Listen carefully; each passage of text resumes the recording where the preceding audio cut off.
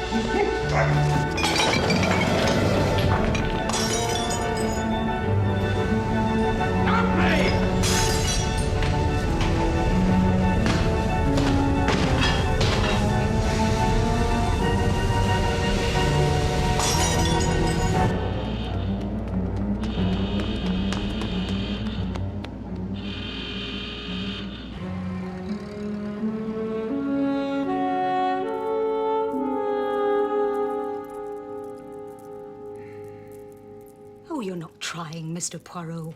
Miss Lemon, I am aware that you are fully qualified in the practice of the hypnotics. I do not dismiss that, but, you know, with a person whose character is so forceful and whose intellect is so powerful. But think how useful it'd be to you in your investigations. Very well, if it will please you. Proceed.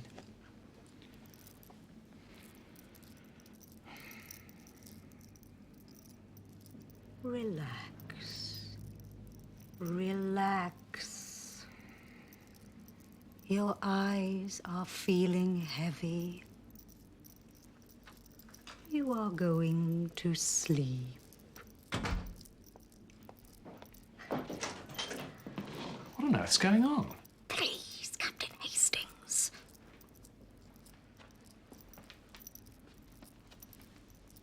Oh, sorry. I just wanted to know what time you wanted to leave in the morning for the captain's plate at Abbott's Cross. Mr. Poirot didn't tell me about that. I did tell you, Miss Lemon. You simply forgot to enter it. Mr. Poirot, I am trying to be helpful. Miss Lemon, I am very grateful to you, but really I have no need of the hypnotics. I prefer to use my little grey self.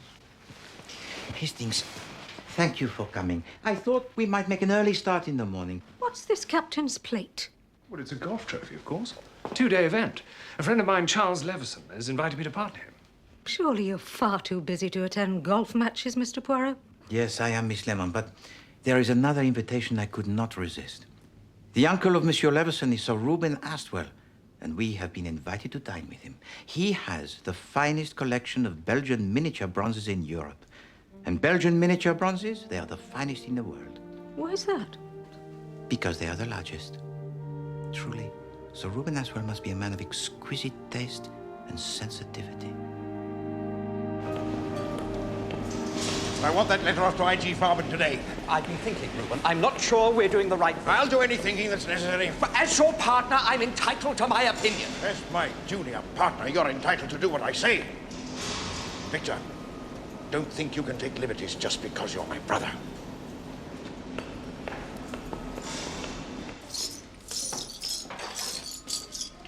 Well, this is a right mess, isn't it? I'm afraid Don't so, tell me sir. it was an accident, more like damn carelessness. No, sir. It wasn't an accident. Are you sure it was him? There's no question, Sir Reuben. I saw his face quite clearly. Did we know what he was after? Yes, I put it in your brother's office.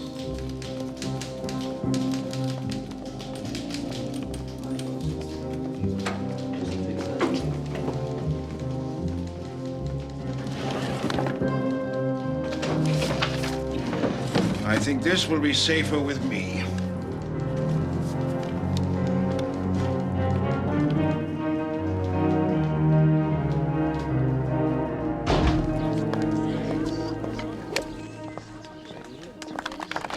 Monsieur Poirot, you're in room 12. Mr. Hastings, room 13. Sure.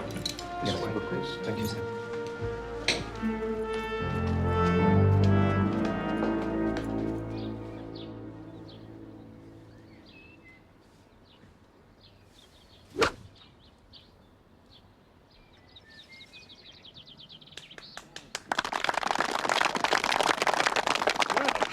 So we've got some pretty stiff competition, Charles. Don't worry, old boy. I've been putting in hours of practice, and I know these greens like the back of my hand. Such dedication. Do you play, Mr. Poirot? Rarely, Monsieur Leveson. I must confess I owe my presence here more to art than to sport. Charles, here I am. Good luck. Thanks, Lily. Miss Lily Margrave, my aunt's companion. Let me introduce my partner, Captain Hastings. How do you do, Miss Margrave? How do you do? And this is Mr. Hercule Poirot. Enchanté, mademoiselle. How do you do, Mr. Poirot? When Charles told me you were coming to dinner, I was so excited.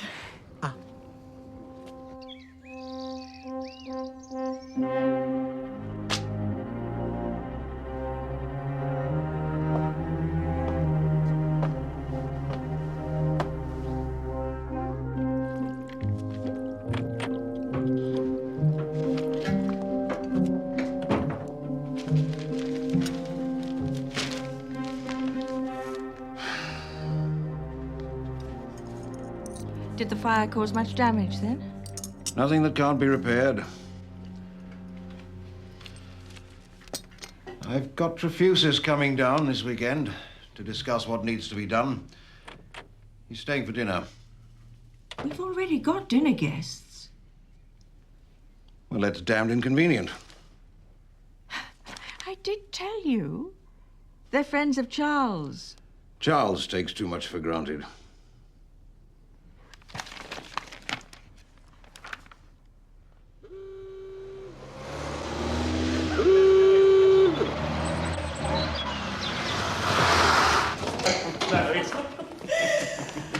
Excuse me, sir. Sir Reuben would like a word with you. Oh. He's in the billiard room. Thank you, Parsons.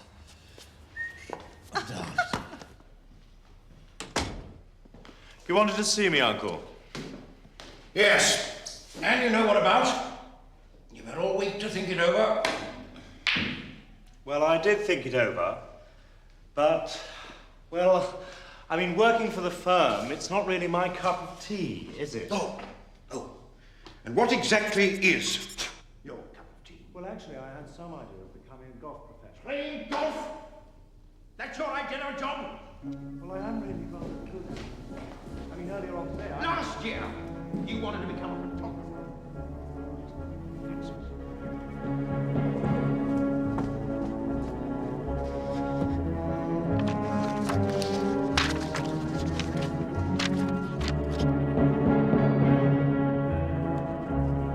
Well, if you'd loaned me the money in the first place, You have had all the money you're going to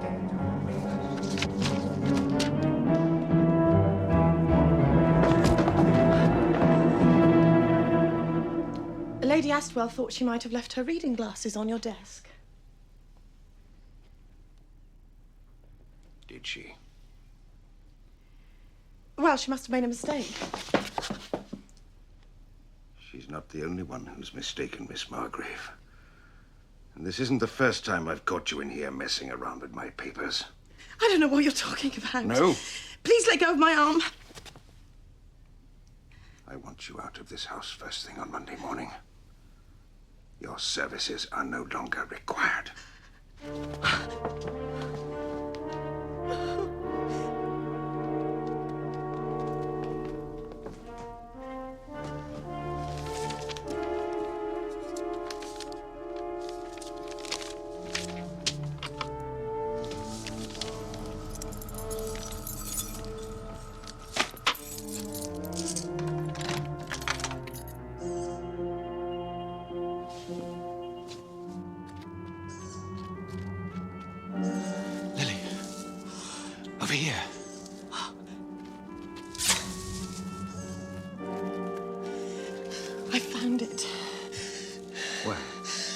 It's in his study.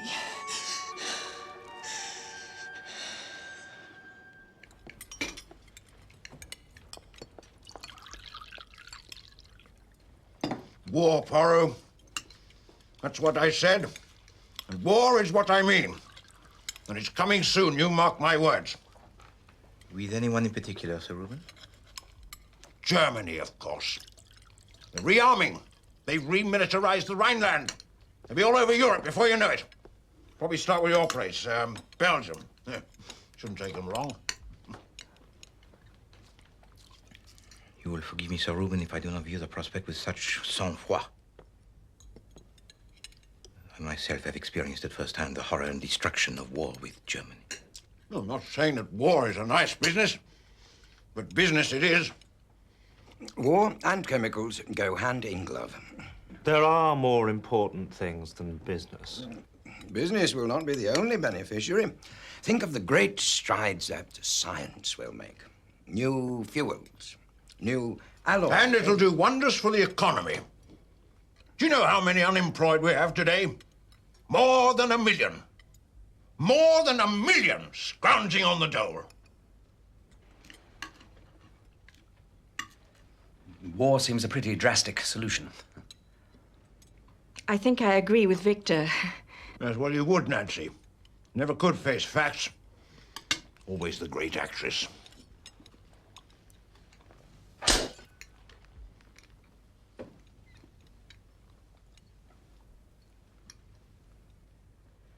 Could we talk about something a little more pleasant? Exquisite. Parfait. Oh, mon Dieu. Hastings, this is undoubtedly the work of Auguste Clouet. And Auguste Clouet, he is one of the finest craftsmen in Liège. Fascinating. Oh, magnifique.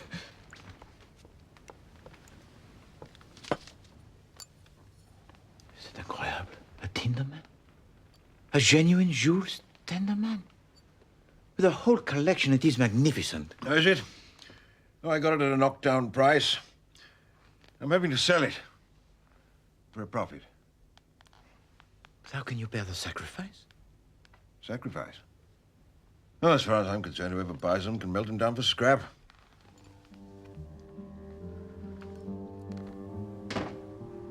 Never, Hastings. Never have I met a man so obnoxious.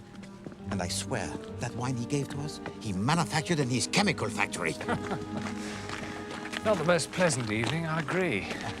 Sorry about the bronzes. That such a Philistine should have them in his custody. It is an offense against art and justice. I say, I thought I'd walk you back to your hotel. I could do with a spot of fresh air. Oh, right. Yes, I think I should retire now. Thank you for a most enjoyable evening, Lady Astley. Good night, Mr. Trefusis. That'll be all, Parsons. Very good, Your Ladyship. Tell me, Monsieur Leveson, in order to deserve a knighthood, your uncle must have rendered some service most special, n'est-ce pas? Bought and paid for, like everything else. The man's a monster. A bully. And a liar. A liar, Mr. Poirot.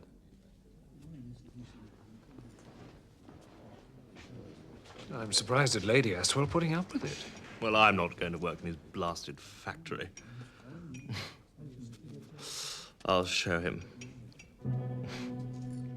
I don't want to hear any more of this sentimental, patriotic claptrap. We're in business to make money, and the Germans are willing to pay it. What we are selling them will be used for military purposes. Victor! Is it subtle?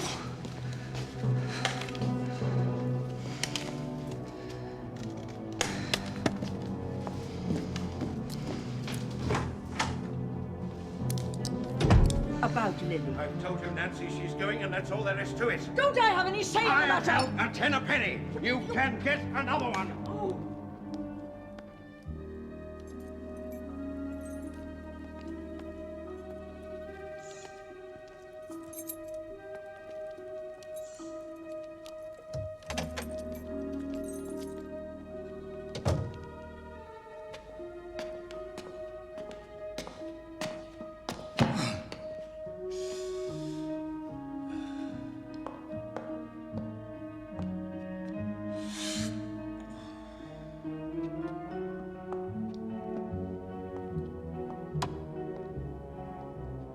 I've just about had as much as I'm going to take. My God! No harm done. Good night.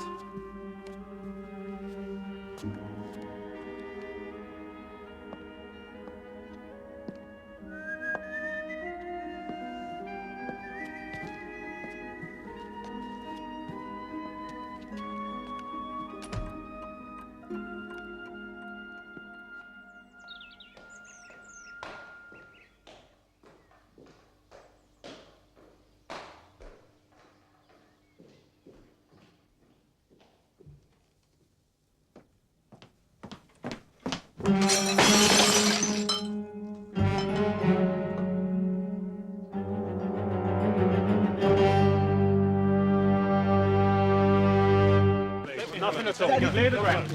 Mind yourself. Clear the ground. Go.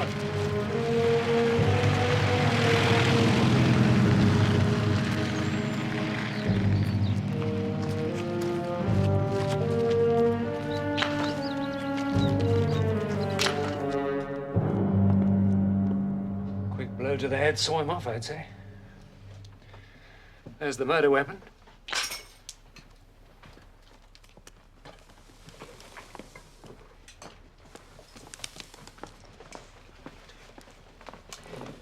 If I might ask, sir, what condition was Mr. Leveson when he left you last night?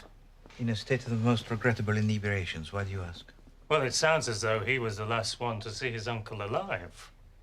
Parsons the butler heard Mr. Leveson having an argument with his uncle. Couldn't hear exactly what they were saying. You have, of course, questioned Monsieur Leveson himself. I did, sir. He admitted that they'd had a quarrel, but he says they patched it up.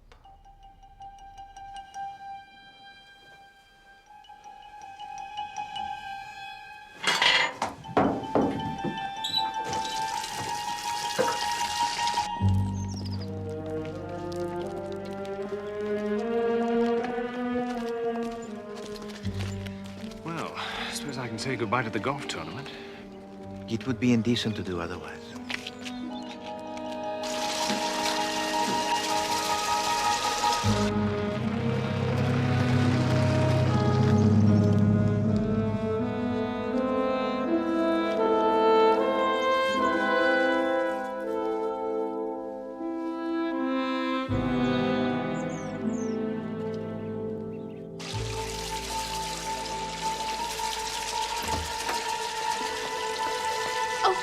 Excuse me, sir.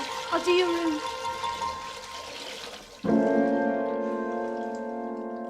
If you please, Monsieur Aswell, at what time did you leave the study of Sir Reuben last night? About 11:15. We'd been discussing some business matters. Excuse me, Your Ladyship. But Mr. Leveson's bedroom door appears to be locked.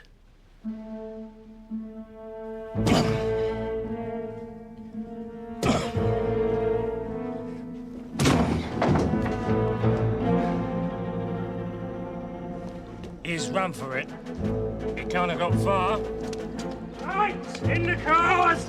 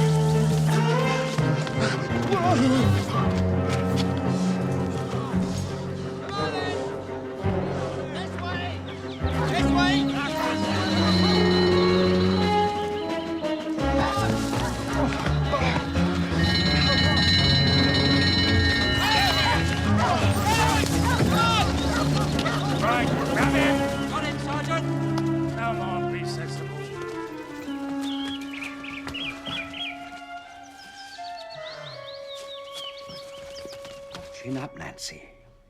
If he did it in a sudden temper, it would be treated as manslaughter. But he didn't do it, Victor.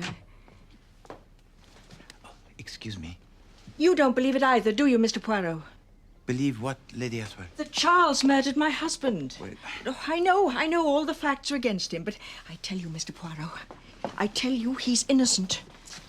And the reason for your certainty, Lady Aswell? Intuition. Ah, yes, the female intuitions. Lady Aswell, if you be so kind, the will of your husband and his estate, to whom was it left? Half to me, half to Victor. And Monsieur Leveson?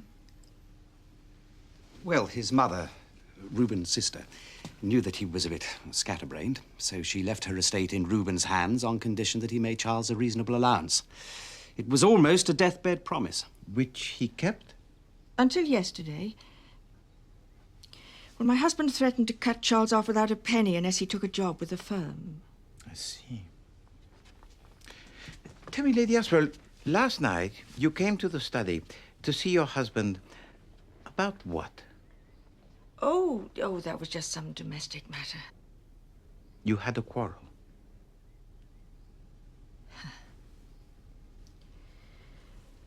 He was making the most absurd allegations against Lily, accusing her of interfering with his private papers, spying. Lily's a dear girl. I regard her as I would a favorite niece. Charles is very fond of her. You know, she came with excellent references. Might I see these references? Is that really necessary? Just to satisfy my curiosity.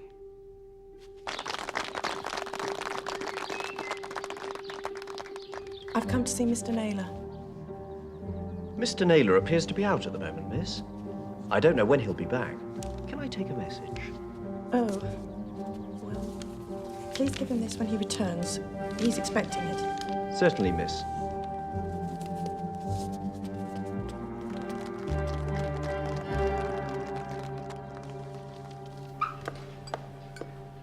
I don't know what things are coming to, Gladys. Policemen and detectives all over the place. Expect it will be the press next. Oh, would you think I'll get my picture in the paper, Mr. Parsons? Monsieur Parsons, a word with you, if I may. Certainly, sir. Excuse me. Monsieur Parsons, I understand that last night you heard Monsieur Leveson having the arguments with Sir Reuben. Yes, sir. I heard him cry out. Then there was a heavy thud, and Mr. Leveson shouted, "My God." Did you try to ascertain the reason for this disturbance? I did, sir.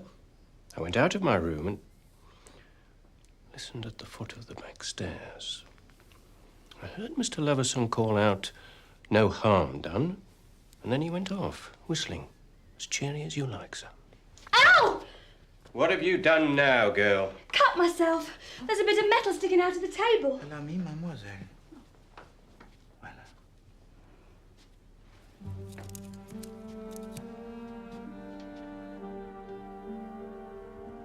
Monsieur Parsons, have you noticed if any of your cutlery is damaged? As it happens, one of the knives is missing its point, sir. I think you'll find it here embedded in the table. Oh, thank you, sir. I'll see to it. Can you get a bandage round that, Gladys? Yes, Mr. Parsons. I'll wash your handkerchief for you, sir. No, Mademoiselle Gladys. Thank you. There is no need. You are most kind.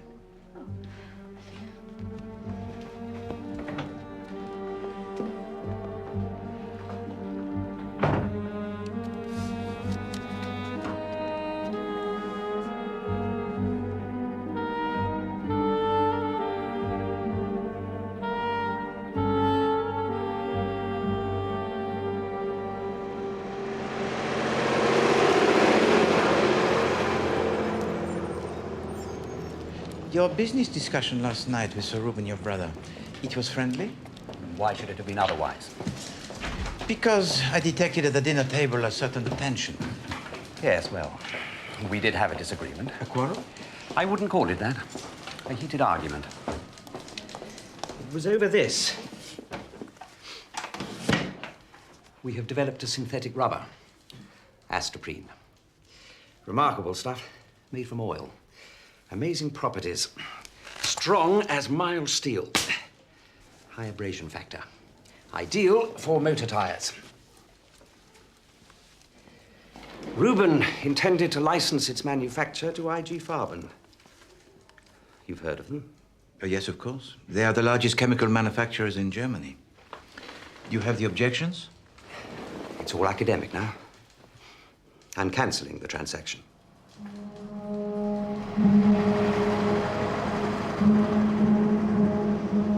I will be with you in just a moment, Monsieur Poirot. Please, Monsieur Trofusis, do not hurry yourself. We both know how important it is to weigh things most carefully, huh?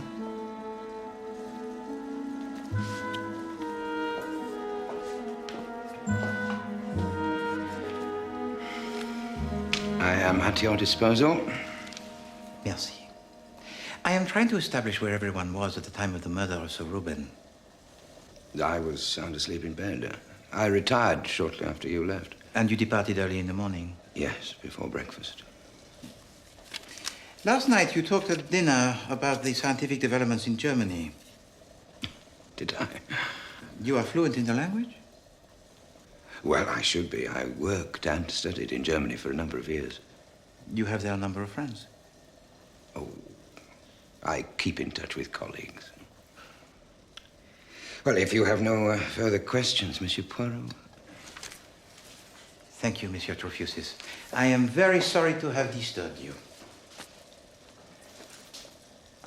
A vintage year, you would say?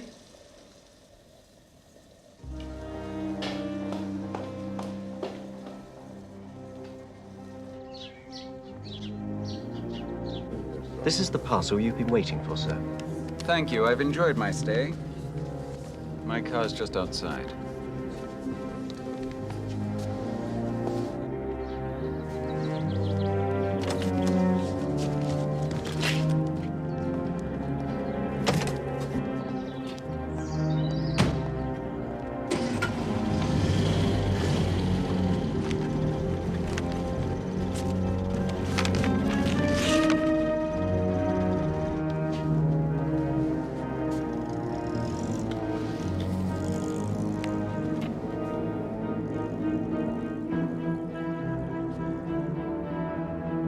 Exhibition Road, London.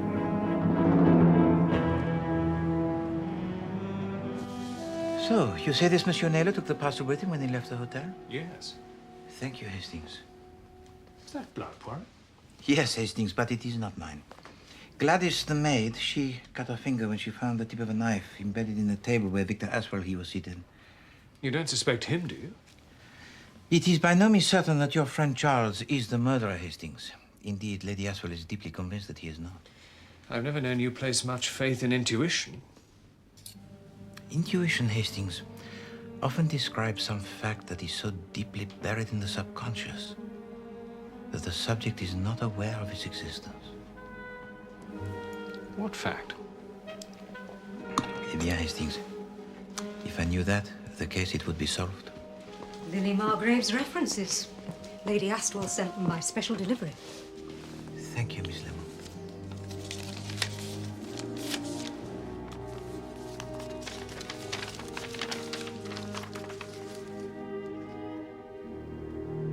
It is indeed most fulsome in its praises. Certainement, that is the crest of the noble Duchess of Perthshire.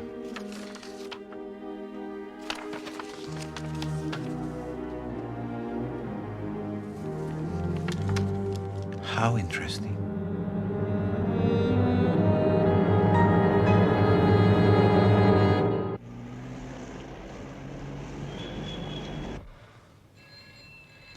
Tell the truth, Charles. What have you got to lose?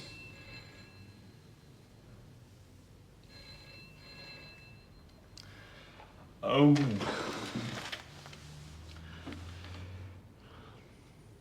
When I arrived back from the golf club, I went up to his study. I was in a bit of a temper, and I wanted to have it out with the old devil. I went into his study, and he was sitting at his desk. Well, at least that's how it looked. As much as I'm going to take of you, you swine. Are you here? Oh. Don't like it when someone stands up to you, do you? Like it when when someone stands up to you, do you? Nothing to say. Oh, my God! So when you found him, Monsieur Aswell was in fact already dead. But why on earth did you make a run for it? Well, when the maid saw the blood, I just panicked.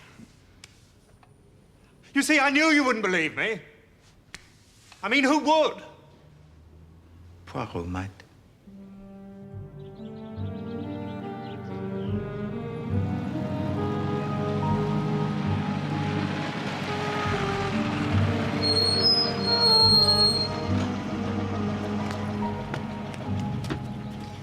You do realize I can't guarantee any results, Mr. Poirot? I have the most complete faith in you, Miss Lemon. You are sleepy. Very sleepy. Your eyelids are heavy. They are closing, closing. This really is quite absurd. Relax. You are going to sleep.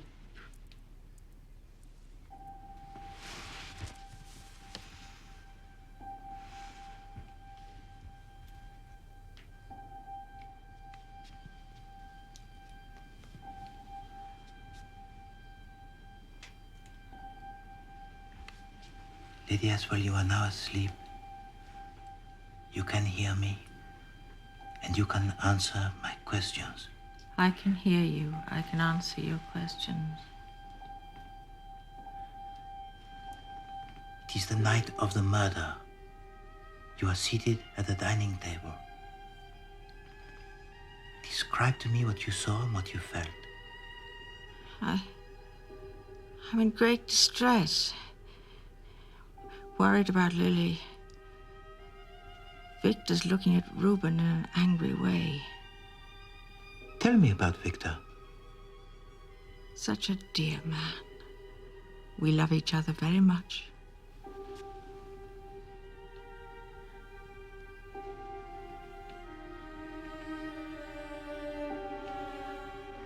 It is later in the evening. We're in business to make money. You go to the study. What we are selling them Is Victor there? for military purposes. No, he's just coming out. He looks pale and angry. You enter the study. You have a terrible scene with your husband, do you not? He's going, and that's all there is to it. Don't I have any say in the 8 matter? companions of 10 a penny. You can get another one. Very soon, he will be murdered. Do you know who murdered your husband, Lady Aswell? It wasn't Charles. How do you know? Because of the curtain. Don't I have any say in the matter? 8 companions of 10 a penny. What about the curtain? It was the birth a shape. A shape? The... Is there someone behind the curtain? Who is behind the curtain, Lady Aswell? Really, Mr. Poirot, this has gone on long enough. S'il vous plaît, mademoiselle. She's in distress. Can't you see that? Lady Aswell, the curtain. Is there someone behind the curtain? Oh, it's too late. She's coming out of it. I've been having a nap. That's it. Just a little nap. Did I say anything? Not as much as I could have wished.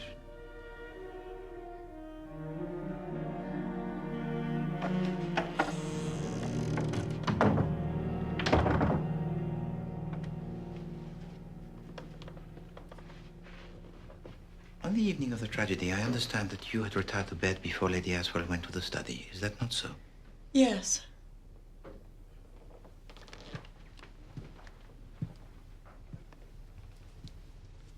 Did you by any chance leave your room again? No. Did you go into the study at any time during the evening? No. Not at any time. How curious. In what way, Mr. Poirot? As I recall that evening, you wore a dress of green chiffon. Such a pity it has been torn. Where did you find that? Did you go into the study again after dinner? No. Yes. I may have. Yes, I remember now. I was in the study the previous evening, and I was wearing the same dress. The same dress? How sad that you appear to have spilled onto it some of Sir Reuben's most excellent wine. Or is it blood?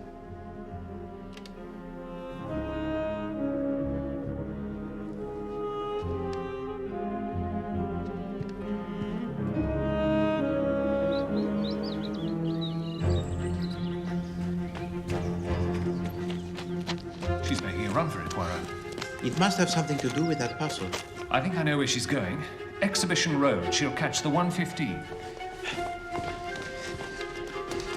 You are sure of the timetable, Hastings? Absolutely positive. Bon, then we have just the time. But you must drive like the winds. I'm depending on you to navigate.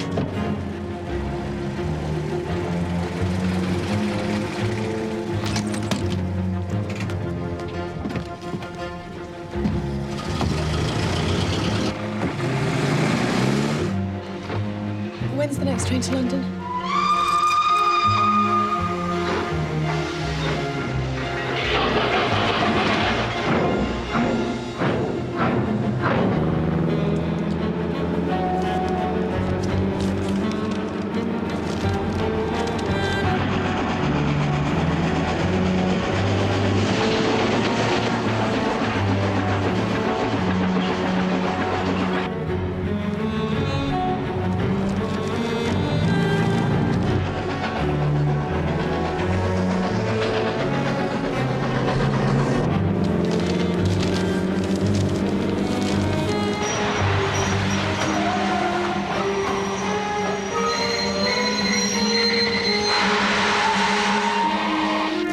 Exhibition Road, please.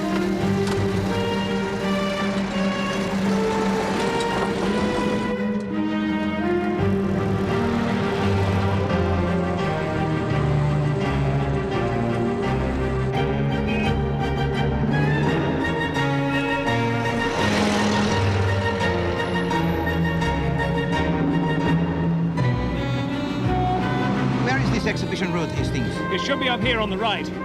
It's full of museums and colleges. But for us, only one that matters.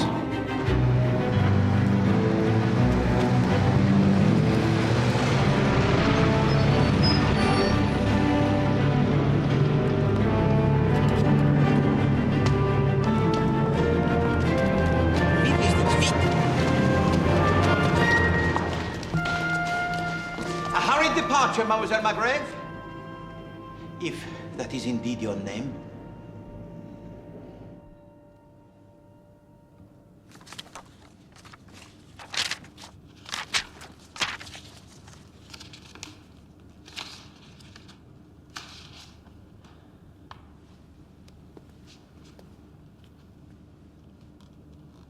My real name is Lily Naylor.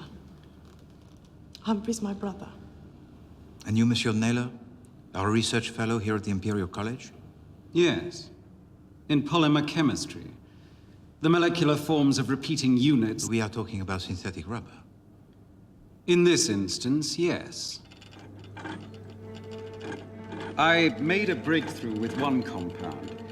It wasn't perfect, but it was nearly there.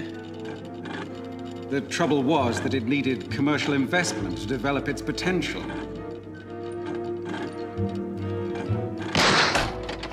So I approached Astwell Chemicals. At first, they showed some interest in my work. Then, after a while, Sir Reuben told me that they had lost interest entirely. Sorry, Naylor, we're not prepared to go that far. I believed them at first. Then, my suspicions became aroused by odd little reports in scientific journals. They wouldn't have meant much to anyone who wasn't expert in the subject. Hello, George. Yes, have you seen the current... I made certain inquiries and became convinced that Astwells were using my basic research. He was swindling me, but I had no proof. And you, Mademoiselle Naylor, And your references? They are genuine? Oh, yes. Completely so. I was employed by the Duchess of Perthshire. But the Astwells would have recognized the name Naylor, and so I changed my name on the references.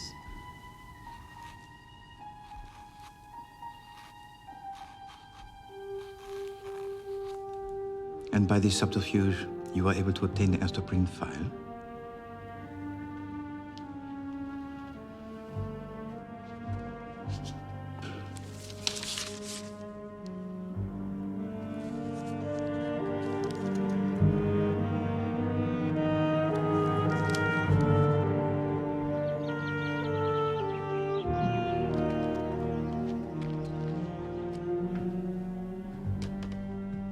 Monsieur Aswell, would you be so kind as to tell us about Monsieur Naylor?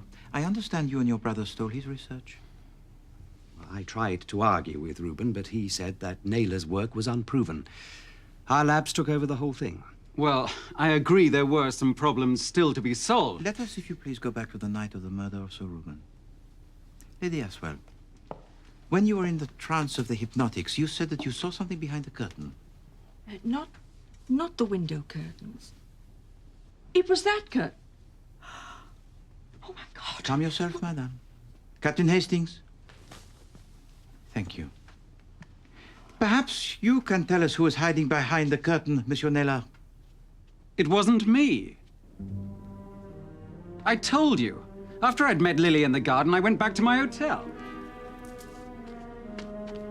But there was indeed an intruder. And on first entering the study, this intruder had no thought of murder. It was solely for the purpose of making the search. But suddenly, All I'm saying... there was the sound of approaching voices and footsteps. And there was to be found only one place to hide. The small bedroom attached to the study that Monsieur Aswell uses when he works late at night. I don't want to hear any more of this sentimental... Monsieur Victor Aswell and Sir Reuben enter the study. They do not see anybody hiding behind the curtain, and the two men quarrel violently. What we are selling them will be used for military purposes. Victor! Monsieur Victor Aswell leaves in anger. But for our intruder, there is no way to escape. What a dilemma. If Sir Reuben decides to spend the night in the little bedroom, discovery must surely follow. Lady Aswell enters the study to protest at the dismissal of Mademoiselle Naylor. Why don't I have any say about her? Companions are 10 a penny. You can get another one. When Lady Aswell leaves, Sir Reuben, he is alone. Now is the only moment for our intruder to escape without detection. But Sir Reuben hears a noise. What the... Et voila. An act of impulse followed by blind panic. Now our intruder must escape. But it is not to be. Is there no way out of this accursed room? Monsieur Charles Leveson enters the study. Someone stands up to you, do you? Nothing to say. And on seeing that Sir Reuben is dead, he leaves. Then Mademoiselle Naylor enters the study, and finding the body of Sir Reuben, seizes her opportunity to take her file that is so important to her brother.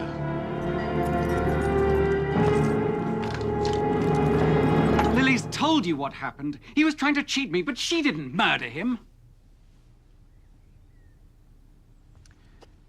Mesdames et messieurs, I am a student of the psychology, and throughout this case, I have been looking not for a man or woman who has the bad temper, because the bad temper is in itself a safety valve. No. I have been looking for a person who has the patience, who has for too long played the part of the underdog, who crept into the study of Sir Reuben, who hid behind the curtain, who became trapped, and finally committed the act of violence that had been harbored for so long. It was you who was hiding behind the curtain.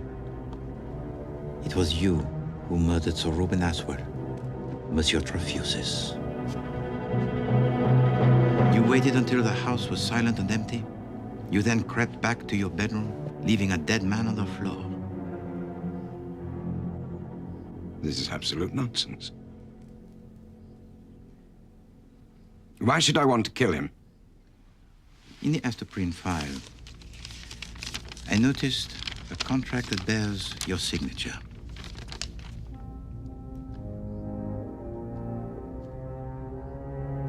It would appear that you were instrumental in the development of the invention by Monsieur Naylor.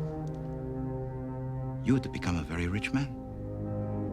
If it was produced by the Astwell Company, but if the process was to be licensed elsewhere, as it was told to you by your German colleagues, of what value then would be your contract?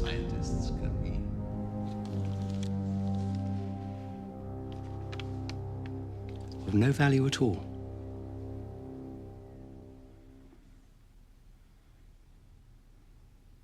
He was a bully,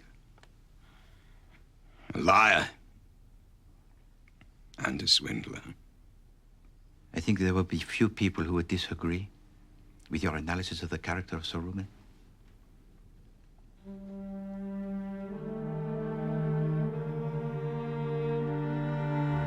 So tell me, Mademoiselle Naylor, your brother, he is happy with the terms offered by Monsieur Victor Aswell? Well, they really are quite generous.